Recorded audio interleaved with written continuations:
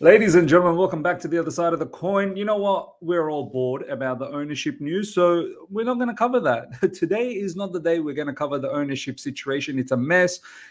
We've had an episode, All You Can Eat Chelsea episode earlier today, which dropped, 5-6 hours ago. Do check that out, where we talk about the ownership situation in full detail. So yeah, if you're looking for any ownership updates on this particular news segment, you're not going to get any. There's not too much on at the moment in regards to that anyway. So as I said, go to Matisse's channel, All You Can Eat Chelsea latest episode. It covers everything in detail and how we feel about it in terms of the ownership. What we're going to talk about in this particular Chelsea news segment is all the other latest news that's been dropping over the last 24 hours. I'm going to start things off with Ben Chilwell. Ben Chilwell shenanigan is happening. Look, I don't know. Ben Chilwell, does he feel mistreated? I'm sure he probably feels somewhat mistreated. Does he feel snubbed? I'm sure he feels snubbed as well. Let's see what the latest is going on in regards to this particular matter, and then we'll give our opinion. And like always, I want to see and hear what you guys have to say about this situation as well. This is coming from a particular journalist called Kieran Gill, who seems to have a bit of inside knowledge when it comes to Chelsea information. Currently, Chilwell is in line to stay, with sources saying yesterday he is not close to a switch to a country where the transfer window remains open. So I believe Greece and Turkey are the two prominent ones that's open. I don't know whether Saudi is open as yet, but I can't imagine Ben Chilwell thinking about going to Saudi Arabia. Next up, those close to Chilwell insist it makes no sense for him to go unused, explaining it is better to place your player in the shop window rather than shove him in storage and ruin your chances of recouping anything close to the 50 million you paid Leicester in 2020. Now, the 50 million that we paid in 2020. Well, give me 1 second, guys. Thumbnail is being made while we're doing this. The 50 million we paid to Leicester back in 2020, of course we're not going to recoup that. And there's no need to recoup that anyway, because the book value of Ben Chilwell is nowhere near 50 million. Amortization is a real factor. 2020, we're in 2024. So 4 years, I believe his initial contract might have been for 5 years anyway. So 4 years of that five-year contract has lapsed. So what's that? Well, let's do a quick maths. Yeah, 10 million per year, right? 50 million. So we would have slashed 40 million off his contract, and he's worth in the books about 10 million. And don't forget, we gave him a contract extension, which means we further break down that 10 million. So anything above 10 million, let's say we get 20 million, we end up making a profit. So we don't need to get 50 million. That's insane. No one's going to pay 50 million for Ben Chilwell. But it is true, though. Like, what are we doing? What do we do? I didn't actually think about this deeply when that squad list came out for the Conference League.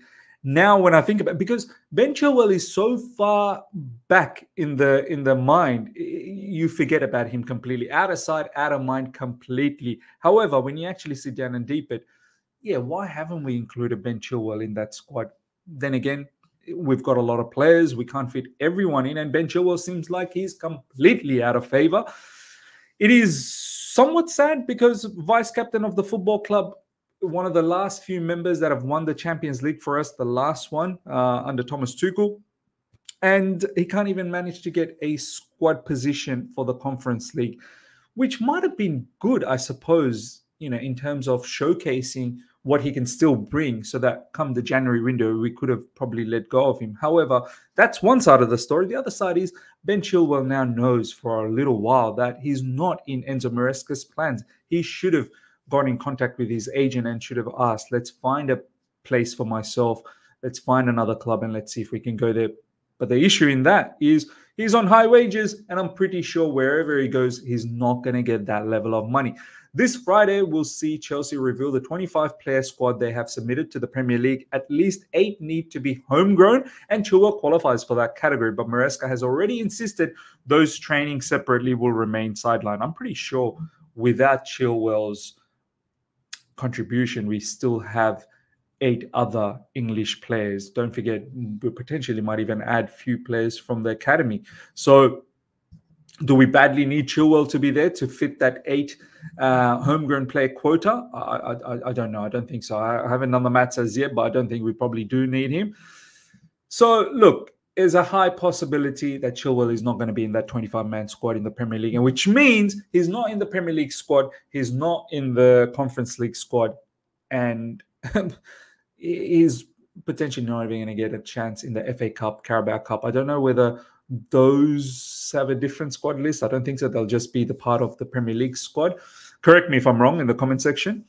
But look, this guy is potentially looking at not playing any football, which now, as I said, one side you can look at it that Chelsea should have done better to give him at least a spot somewhere. But on the other side, Chelsea's made it evidently clear you're not part of the plans and you should have moved on, and you didn't move on, and that's on you. Ladies and gentlemen, let me know your thoughts in regards to Ben Chilwell. Where do you see? Do you feel he's been mistreated? Do you feel he's been given enough time to make a decision to get out of Chelsea Football Club? Let me know your thoughts. Next up, ladies and gentlemen, big kerfuffle. So much chaos and commotions happening in the social media in regards to Wesley Fofana. Wesley Fofana, honestly, when I first saw the initial quotes, I was like, oh my God, like another player going out there publicly stating how they love this other club and they would want to go there. But as I read through more quotes on this particular interview, it just made me realize, for me, it's probably not that deep. And honestly, we've got far bigger issues in the football club right now in terms of owners not even wanting to be together. So that is a far bigger issue right now than to worry about what Wesley Fofana has said in media. So what has Wesley Fofana said in media? Let's have a look. Wesley Fofana confirms talks over Marseille move in the summer. I had a conversation that really touched me. I would be lying if I said I didn't weigh it up. It was from Benashia. I believe his name is Mehdi Benashia. He used to play for AC Milan, did he? I can't remember. Yeah, well, one of those Algerian player, that's for sure. Marseille sporting director. Now, the objective is to succeed at Chelsea. This is Fofana. It touched me, and I think everyone knows why. I thought about it. There you go. The current objective is to succeed at Chelsea, to try and play regularly, and to establish myself at the club. So look, I believe his boyhood club is Marseille. He's got some fond memories about that particular club. He's got some love for that particular club. And he's simply stating that, one day he'd want to go back. However, I guess the interesting part is that he actually thought about leaving the summer window that just finished, and he had really considered thinking about leaving and going to Marseille. I guess that is the thing that we need to think about, that, wow, what made him think that way? Look, I guess there was a lot of centre-backs that we were getting to. It's not like Wesley Fofana was absolutely, not like he was placed down as one of the main defenders for Chelsea Football Club. There were still talks about Desassi, Badiashile, perhaps they would probably start. And he might have thought that maybe his position, and Tosin was brought in, so he might have thought that maybe his position wasn't locked on, it wasn't, absolutely rocked on in the stones. So he probably felt that maybe it's time to leave. Now, looks like he's one of the mainstay. He's one of the main, defenders. The two in the back at the moment, Levi Colwill and Wesley Fofana, they are the main two starting centre backs. So let's see what happens down the track. As I said, for me, I know a lot of people compare this with, well, how's this any different to what Lukaku said? Look, Lukaku's one was far more sinister, and he was the one who called that interview himself. This isn't something that Wesley Fofana called an interview and asked for people to come and do an interview, for him, on him, and he's gone out there and talked about Marseille. This is not what happened over here. So, ladies and gentlemen, let me know your thoughts in regards to Fofana. Look, my bottom line is I'm not surprised that some of these players probably wants to leave Chelsea Football Club, because right now, is it really that attractive to be at Chelsea? Probably not. So let me know your thoughts. Next up, ladies and gentlemen, well, a little bit more news coming from Fabrizio Romano in regards to Wesley Fofana. Internally at Chelsea, they never considered a sale for Wesley Fofana this summer. They believe the best is yet to come for him. So that is fair enough. Chelsea's got no interest, but I'm pretty sure if the right money comes around next summer, and if Wesley Fofana doesn't perform, I'm pretty sure he'll be in the market. So this is a big season for Fofana to do well. Next up, ladies and gentlemen, Madueke news. Look, he's contributed with an assist for England against Finland, I believe, where England won 2-0 yesterday. Good job. Madueke comes on, gets a lovely assist, runs in behind the defense, and then provides an assist for Harry Kane. Very good. Look, so far, Madueke, the preseason has been decent enough. There were games where he wasn't the greatest. And the start of the season, gets himself the hat-trick, a few weeks back. It's all about consistency now. This is all I'm going to say about Madueke. Gets that assist for England. Fantastic. Keep continuing this way. Keep continuing working hard off the ball, but it's consistency. You need to be making better decisions in the final third. You need to be finishing off your move in the final third more regularly. And that's the only way people like me, I know a lot of you guys probably already there, you believe in Madueke, no problems. Me, I need to see consistency to fully believe in this player. And I hope he does show that. I've got no qualms. I've got no people be like, oh, you're a hater. I'm not a hater. I've got nothing against this guy. I want him to succeed at Chelsea Football Club. I've talked in details about him, right? Exactly where I would love to see him improve. And if he does that, hey, I'll be flying the Madueke flag. No doubts about that. Noni Madueke. Now I cannot wait to go back to Chelsea and keep performing. Fantastic. Seems like maybe slowly he's starting to mature. Maybe he's slowly starting to grow up. These are kids, so it's going to take a little bit of time for them to mature into proper young men. So let's see how his attitude is post this international break. We need all the help. We need all the help from every player to do well, because I don't know how the impact is going to be with all the ownership nonsense that has taken place in the last few days. So let's see what happens. Next up, ladies and gentlemen, BBC Sport. Sources inside the men's first team insist the public ownership spat will not undermine performances on the pitch, while the women's team say they have never been impacted. I love it. I love it. I hope that's the case. Look, this is going to be the interesting part. The press conference that's coming up, Enzo Maresca, we are going to get to see exactly what he's made of, because he's going to get bombarded with all of these ownership questions. How he handles it, how he navigates through it. Does he say anything that's against the ownership? That is what's going to be interesting to see in the press conference, in the media. And most importantly, how he and the team performs on field with all of this noise that has happened in the background. The best way to respond to all of this is go out there and absolutely annihilate Bournemouth. And look, at least get the 3 points. That is the best way to reply to this. Get the 3 points against Bournemouth, which is, no game is easy in the Premier League, but it is somewhat, if you believe that Chelsea should be able to do that. It is somewhat given, I suppose. Not more.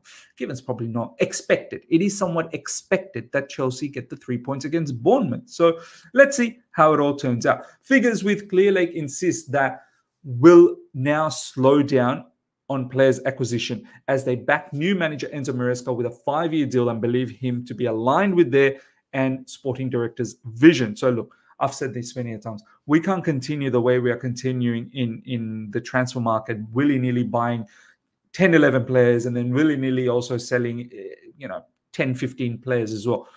I know that seems to be the remit for Baghdad Iqbali, and there's been some reports in recent times saying that Iqbali loves that. He loves this stock exchange, trading players, business shenanigans. He loves it.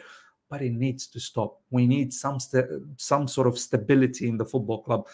And looks like now reports once again from BBC Sports saying that perhaps Chelsea will cool down on the acquisition, and it needs to be. Next up, late issues for Chelsea and AK Athens on David Dacho Fofana when clubs started exchanging documents. Greek market closes tonight, and clubs are still in disagreement on several points. Apparently, it's a loan with an option to buy him for 20 million. We can't seem to get to the bottom of this. As I said in my last video yesterday, that we need to have a lot more due diligence when it comes to young players like this. We can't just be ruining their careers like this, man. We bought this guy. Yeah, we sent him on a good loan, to be honest, to Union Berlin initially. He didn't perform. no problems. We sent him to Burnley after that. He didn't perform there. So I guess in one hand, you can say you've been given opportunity to perform. You didn't take it. On the other hand, I'm like, what was the plan? What was the plan with David Fofana? It was just to make money because you've gone and then bought Mark Yu and you still had Broya. You were still looking for another striker. So what was truly the plan? Wasn't necessary. Look, we end up getting that 20 million for AEK Athens, which I think is very far-fetched anyway. And it's an option to buy. It's not even an obligation to buy. Then, yeah, it's a profit. It's a small profit, no problems. But what was the plan? What was the plan? We've just thrown this player around everywhere. And now it seems like he can't even get a move to AEK Athens. Next up, ladies and gentlemen, Chelsea could be open to selling Mikel Mudryk in the January transfer window if he doesn't improve his form over the next 3 months. I believe this because now that Jadon Sancho is there, most likely Mikel Mudryk's chances on the left side will reduce. Don't even forget Pedro Neto can play on the left side along with the right side. So Mudryk, whatever chances he's going to get in this upcoming season, whether it be in the domestic cups, whether it be in the Conference League, and the bits and pieces that he might get in the Premier League, he needs to capitalize. If he doesn't capitalize, yeah, I've got no doubts that he'll probably be the next one out, whether it's in the January window, whether it's in the summer window. Next up, it's probably going to happen, and rightly so. I mean, how much longer are we going to be patient with Mikel Mudryk? Let's see if there's any other latest news that's been popping up. No, at the moment. So yeah, that is the latest, ladies and gentlemen. Let me know your thoughts in regards to the Ben Chilwell situation. Mistreated, snubbed, how you feel? Wesley Fofana, did you think that was deep what he said, or do you feel like, nah, there's not much in it? Let me know your thoughts. Smash up the like button. If you're here for the first time, subscribe, hit the bell notification to stay in touch with all my content. Until next time, take care. See ya. Bye.